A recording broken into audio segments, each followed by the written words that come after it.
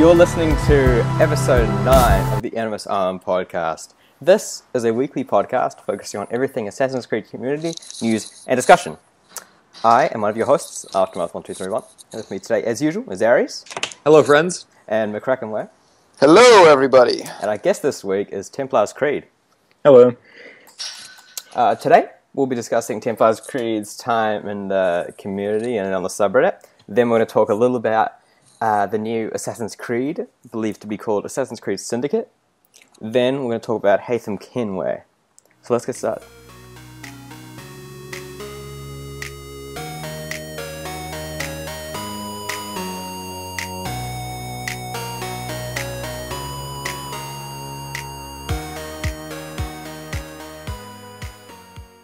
So TC, would you like to tell us a little bit about how you originally got into Assassin's Creed? It was about 2007 when the first game came out. I was watching TV and I saw a trailer come up for it. I was like, oh, that looks pretty interesting. And I didn't pay it mind again until a year or so later when AC2 got announced. I was like, that looks pretty cool. But then I was at a friend's house and he had AC1, so we played that and we actually beat the story mode in one night because we were having so much fun. And we just marathoned it. And this is about 6 months before number 2 came out. And would you like to tell us a little bit about how you got into the online community? This was around the announcement of Black Flag, and I was just looking for information on it, and I stumbled across a post that was just basically giving everything that everyone knows about it, kind of like a compilation post, kind of. And then I just clicked on that link, read it, and then I just explored more and found other posts about Black Flag and other posts about just Assassin's Creed in general, and I got hooked. Yes. Now, it's kind of a tradition at the moment where we ask our guests what their favorite AC game is. It's definitely Black Flag.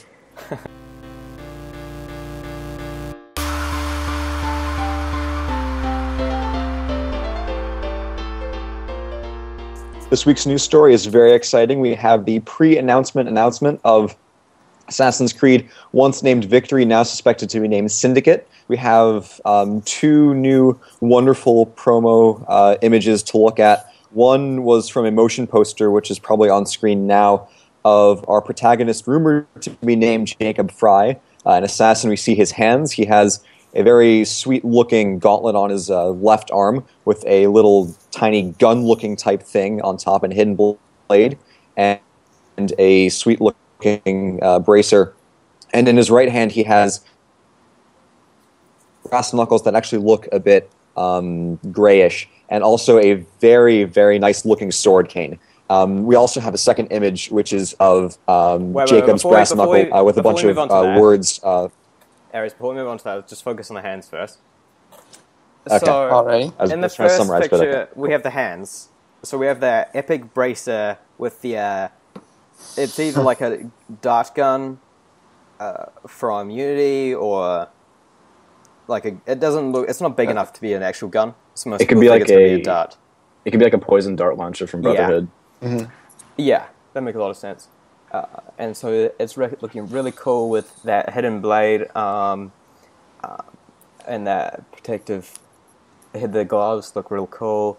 And then in the other arm, as Aris pointed out, we have this beautiful sword cane with an eagle. Yeah. And if you do a little inspection, you see the assassin insignia right below his pinky finger.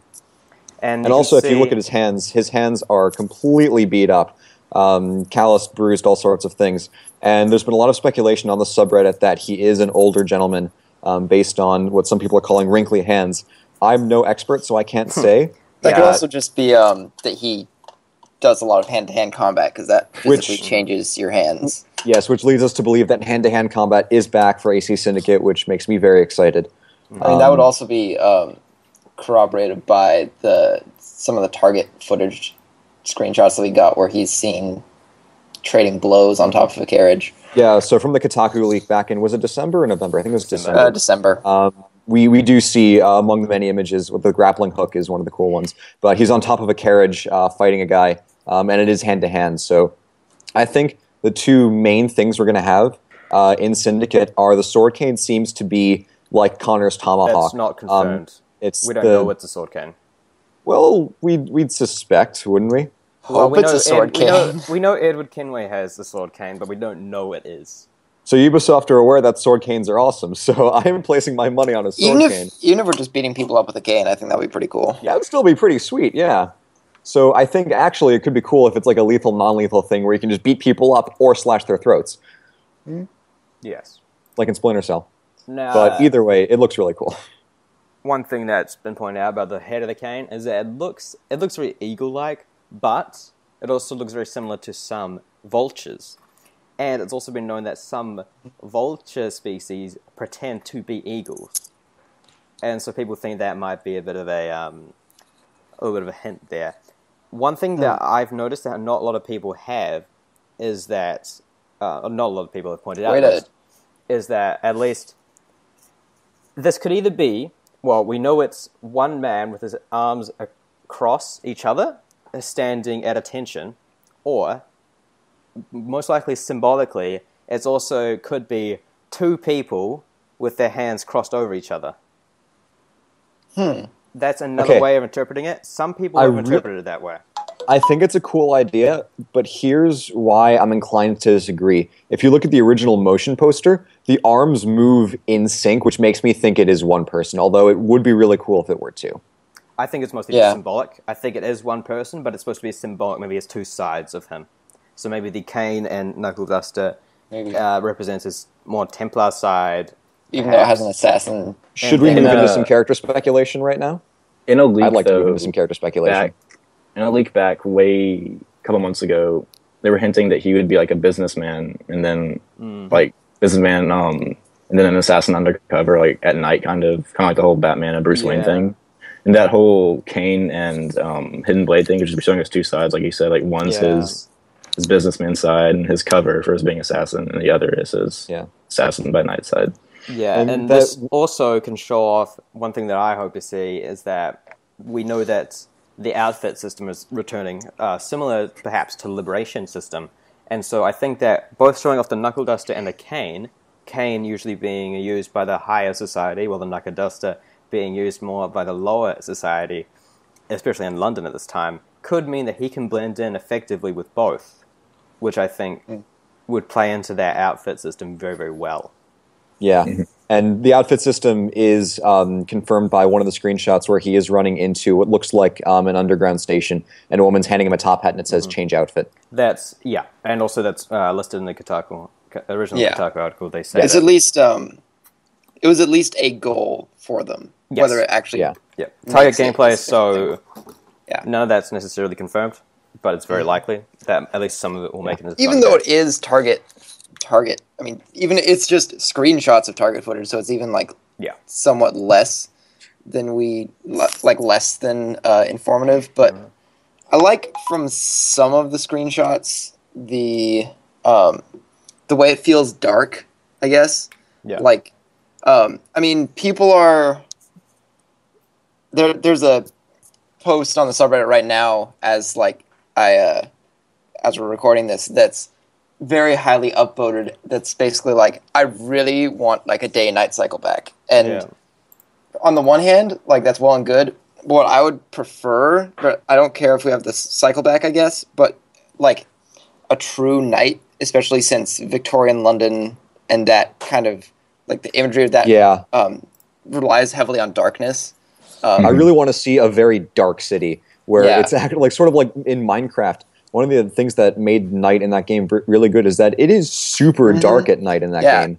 Even like with Paris, I mean, one of the things with Paris is that it's supposed to be the city of light. Like there's a lot of lamps in it that were installed by King Louis XIV.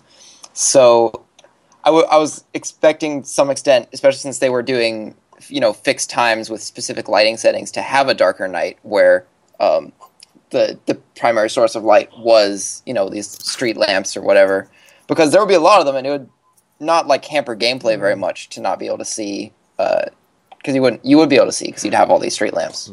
We know that is in Victorian London at this time, as we saw from the Kotaku images. We can see lamps. I don't know if this is true or not, but didn't Unity for like each district or whatever, like it would be day or night, like in the district which the cafe and the Notre Dame is in, it was always daytime, but when you get down to like the slums area, it was generally nighttime. I think that's more likely not constant, but I think I have noticed that, and so I think that perhaps that is it's more likely to be darker at that time when you're there. Okay. One thing to McCracKenway's point about darkness, I think since Ubisoft, as we know, loves to consolidate systems from different games, I would not be surprised to see a Splinter Cell light darkness approach to stealth, which would add very well to Unity's emphasis on crouching and hiding behind, and not just social stealth, but proper like cover hiding stealth. That would be a really cool addition to Syndicate that I think is very likely to be implemented. And the black outfit we saw in the leaked screenshots gives credence to your speculation there. Just like, because he could blend in better with the shadows in a darker outfit.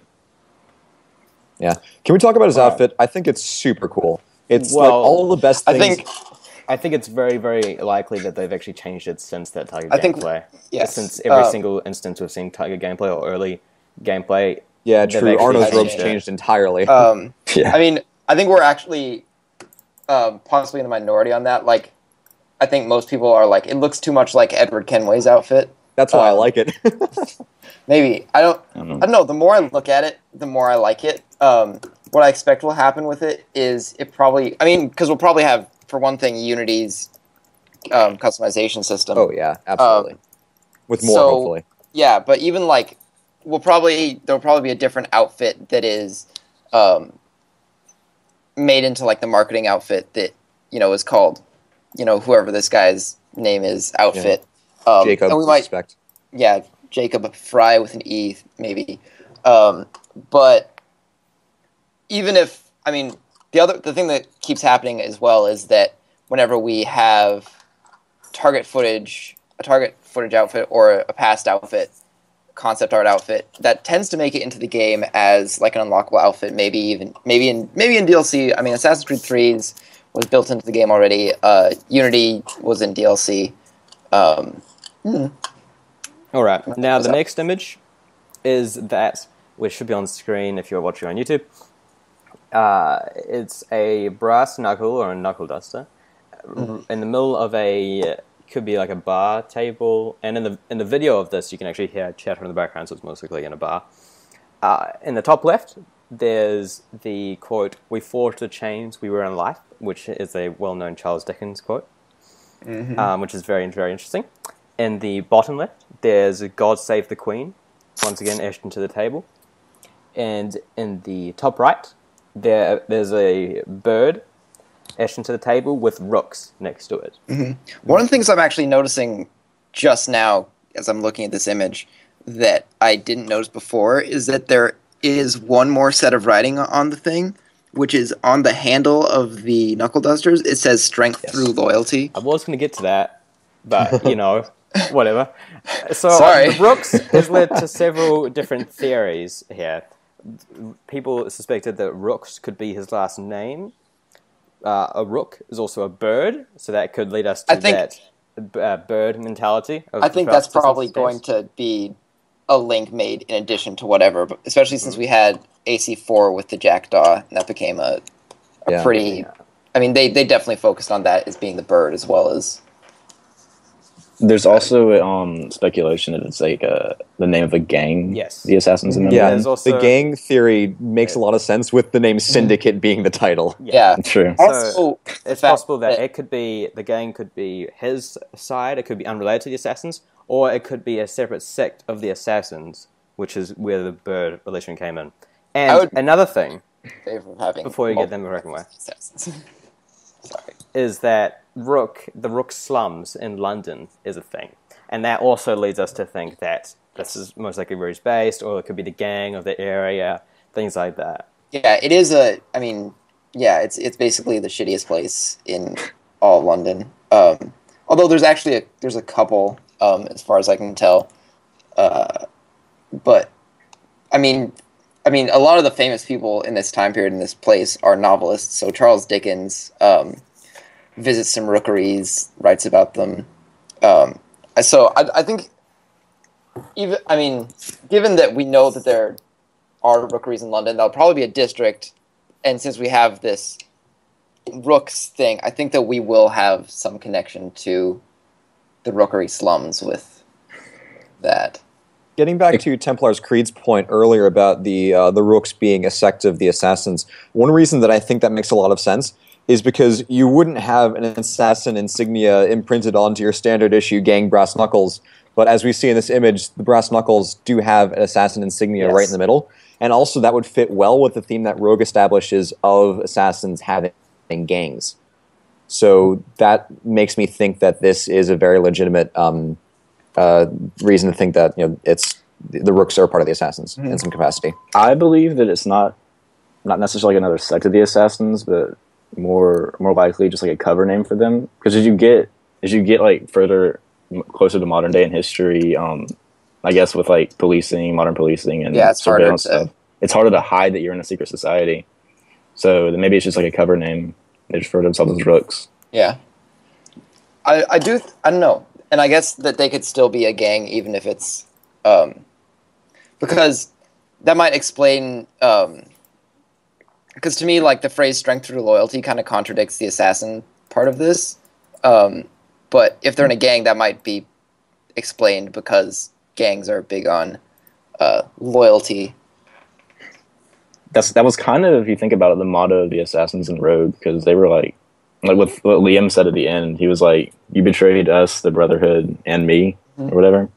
So he was really big on loyalty, like no matter what, no matter if Shay agreed with the Assassins or not, he had to stick with them.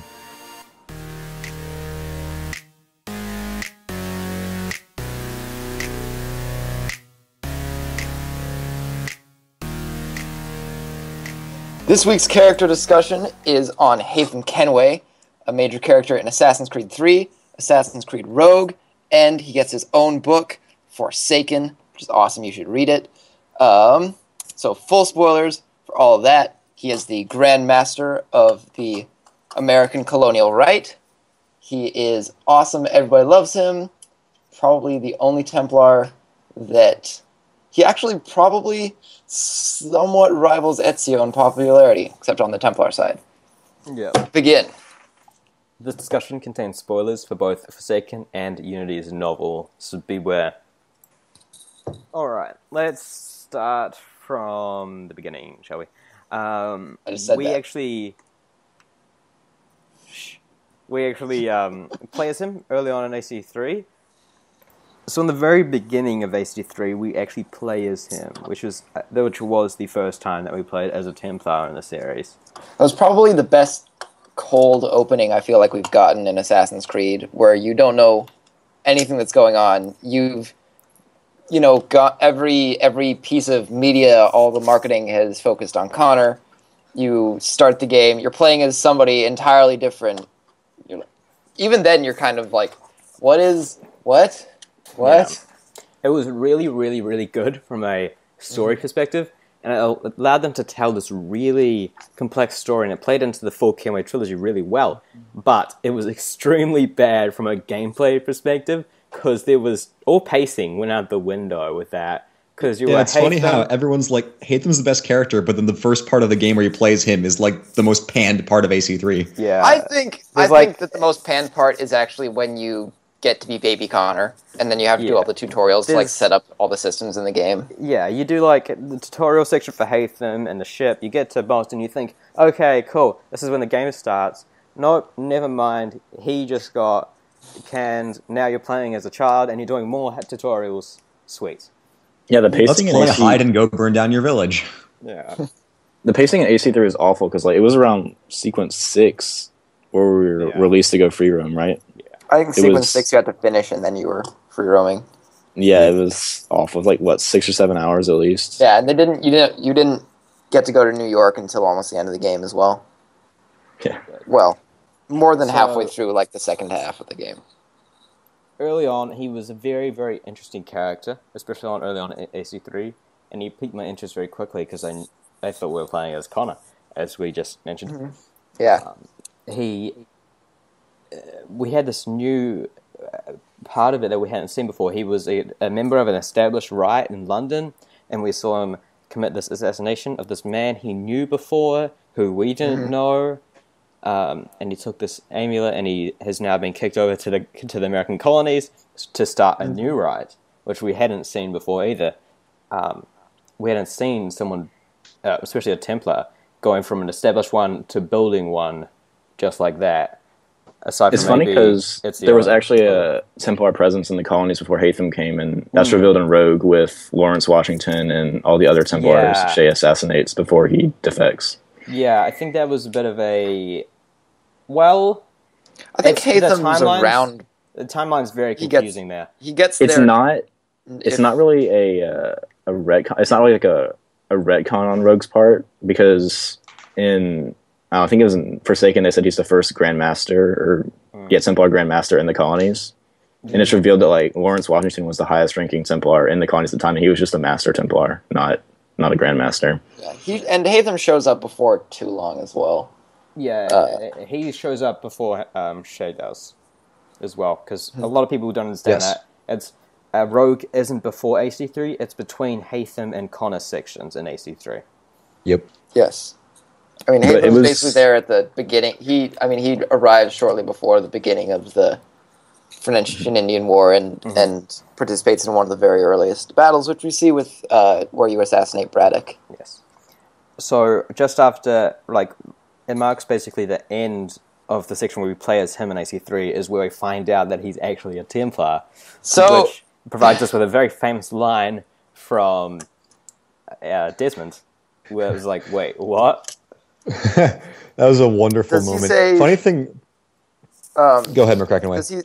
Does he say the period fuck question mark thing again? I think that's that. Or is that was that with Minerva? Yeah, that was with Minerva. Yeah. Wait, what? I thought he said it twice, but I don't know. So actually, with that reveal, so when I guess this speaks to how poorly paced the beginning of Assassin's Creed 3 is, but when I first got Assassin's Creed 3, I didn't have time to finish the Haytham section in a night. But I was really confused, right? Because this character is obviously not Connor. So, I kind of assumed he was like, maybe, I was like, he's probably Connor's father or something. He's probably an assassin or whatever. So I went to his wiki page that night, and I was like, I won't spoil very much for myself, because we're obviously not going to play him for very long. And that was not true. I spoiled everything for myself. Did it show his death date, like, and everything, and how he died? No, I didn't look at that. When I was playing through, that's fortunate. I recalled from the trailer that Connor's like, "Who are you?" Charles Lee's like, "Charles Lee, why do you ask? So I can find you." So I'm like, okay. I vaguely recall this guy, Charles Lee, is evil. And I remember from the Battle of Bunker Hill interactive trailer that Pitcairn is evil. So I'm like, wait, these guys are all going to betray Haytham and become Templars. And then I realized I was very wrong, and it turns out Haytham was a Templar. So the whole time, I was expecting them to suddenly betray him, but I was wrong. And so then later on in AC3, we meet him as Connor, which is very interesting. And that basically the whole section is played out in Forsaken, which is one of my favorite parts of Forsaken, was this part.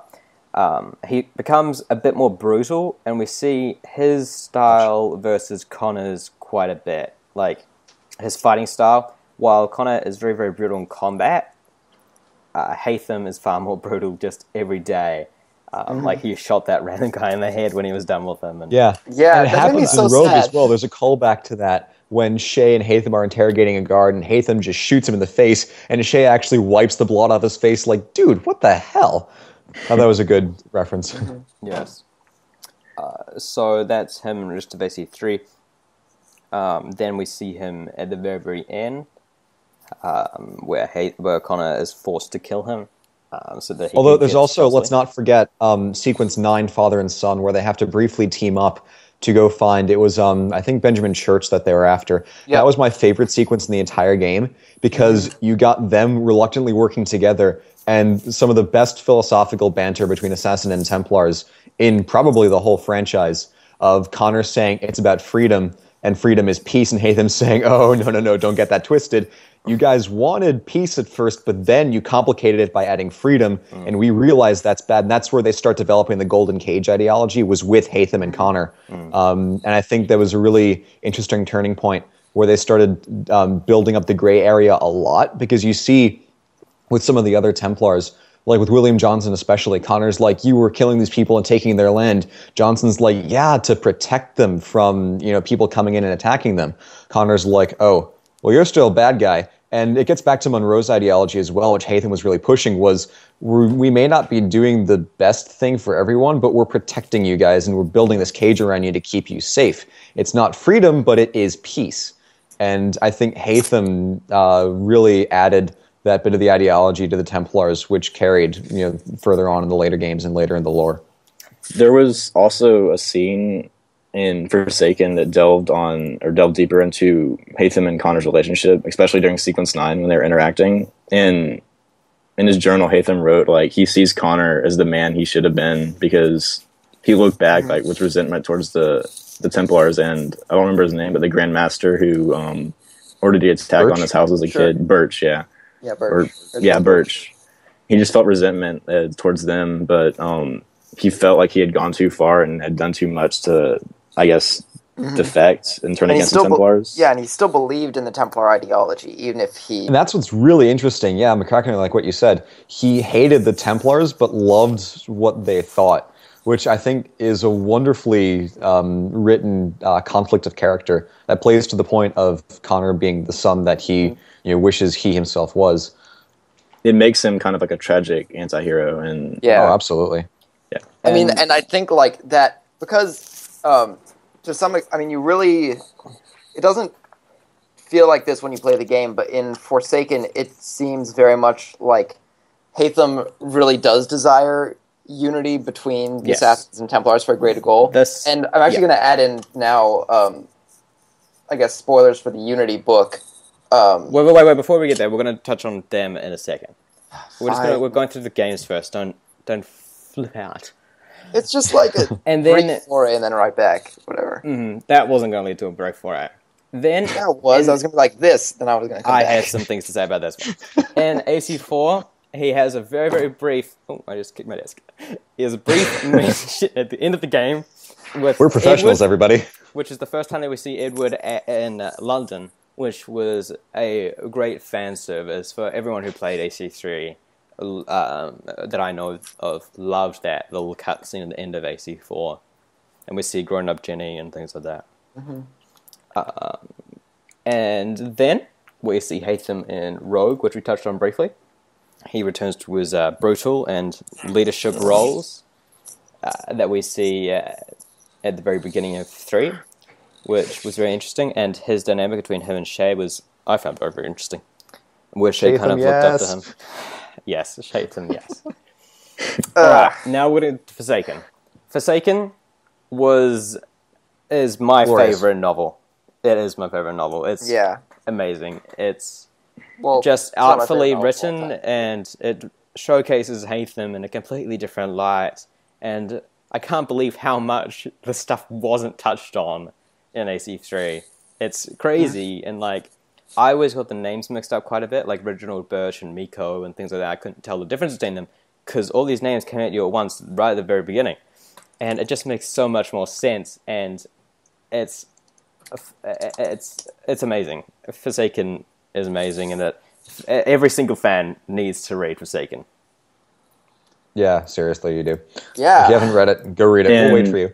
It also, Forsaken gave lots of details, like background characters you see at the very beginning of AC3. Like his cart driver, he got, you see he had like one line in the game, but he, what was his name? It was... crap. What is Digweed? it? Not Digweed. No, Digweed was someone else. Digweed, yeah, someone else. But Digweed, they also, they really developed him too. And I think Haytham killed him in France when he was at the chateau or something. Yeah, I don't remember. I think it's in Germany, but yeah. No, it was France. Sure. It was, I think it was France, but it wasn't at the chateau. It was in a rural town where Digweed was hiding out, or forced to hide out. Mm-hmm. I don't think Haytham killed him, actually. Haytham was trying to save him to interrogate him. Okay, no, I was thinking of the dude who You're he was just some thinking random Templar that was defending Birch at the chateau before he got killed. Now, has anyone found out that his driver's name? I'm looking it up right now. Yeah. Holden. Well, Holden Holden. was his carriage driver for a Oh, long time. I don't know if yes, he was his carriage driver at the Holden. beginning. He is Yeah. an amazing character, and He's great. his story is amazing. We won't spoil it here because it's just an amazing story. And Also, it's very sad. yes, it provides the saddest moments of Forsaken, and it really affects Haytham's character. One thing that I really, really loved in Forsaken that wasn't touched on very much in AC3, but if influenced what would happen in Unity quite a bit. Forsaken and Unity's novel allow Here we go. connection there, which isn't in the games. Everyone thought that Unity was just completely unrelated, and for the most part, it is completely unrelated to the rest of the series. But the Forsaken and Unity allow this extra little connection there, which adds this really complex whole plot, and it's amazing. Like, Will you tell us one what the thing- connection is? Yes, I'm about to.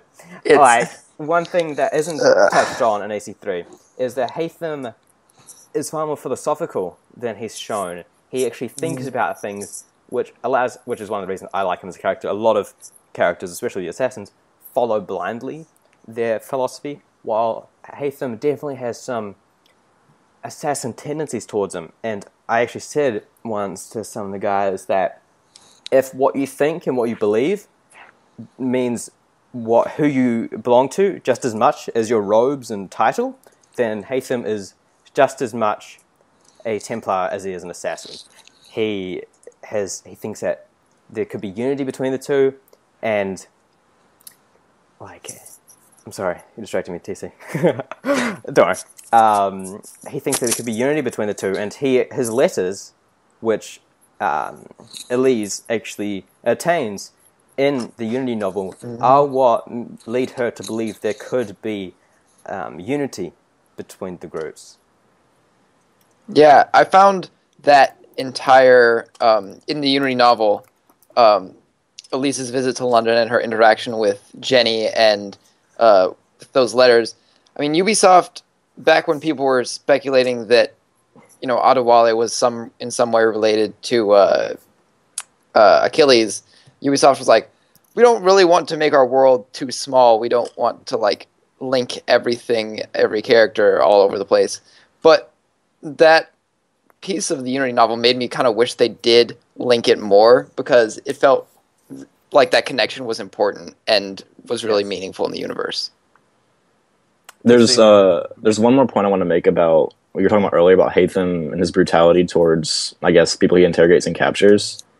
But I feel like it's sort of justified, because if you're reading Forsaken, you remember the part where Birch told him to go capture the kid and his mother. What was his name? And they had to go. Oh yes, I know who you're talking about. The kid, and they had to go to the chateau, and they were held prisoner there for a couple of years. And once Haytham returns and kills Birch, he decides to let the kid and his mother go. But as soon as he decides to let them go, the kid stabs him in the stomach, and he's incapacitated for almost a year. And so I feel like at that moment, Haytham kind of had a change of heart, and he's like, "Fuck it, I'm not gonna show mercy to people anymore, because look what happened." And that kind of justifies his actions of killing all the people he interrogated and captured in AC3 and Rogue. One last thing I want to mention is Haytham's speech to Connor when he dies, which very quickly is, "Don't think I have any intention of caressing your cheek and saying I was wrong. I will not weep and wonder what might have been. I'm sure you understand. Still, I'm proud of you in a way. You've shown great conviction, strength, courage, all noble qualities. I should have killed you long ago." 9 long months ago, one summer, I wrote a little post about this. It was actually a huge post. But I wanted to get back to it because I loved writing this. And the thing that really stuck with me and confused me to no end was, why does Haytham say I should have killed you long ago? And what I sort of got to was the reason Haytham thinks that he should have killed Connor long ago is because letting him live is what made him realize, this is the person whom I should have been. This is the person who my father Edward wanted me to become. and seeing Connor become that person, having let him live, makes him realize his own failure. And I think that is a little tiny detail that's hidden in one line of that speech that makes Haytham a fantastic character. One thing before we wrap up, I just want to touch on how wonderful Haytham's actor is. Adrian Hoff. Adrian the best. Extremely talented. And a voice like butter. I will marry him.